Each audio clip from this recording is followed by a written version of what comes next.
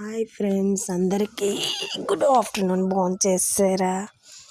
మా కూర చూడండి, వంకాయ టమాటా కోడిగుడ్లు, అందులో చిక్కుడుకాయలు కూడా. అంటే గ్రేవీగా ఉండాలంటే టమాటా వేస్తేనే గ్రేవీగా ఉంటుందని మళ్ళీ టమాటాలు వేసాను అనమాట. అయితే నాకైతే నేను పాలకూర ఫ్రై చేసుకున్నాను. ఒక్కొక్కసారి మనకు అర్థం కానప్పుడు మన పరిస్థితులు ఇతరులకి అర్థం అవ్వాలనుకోవడం అవివేకమే.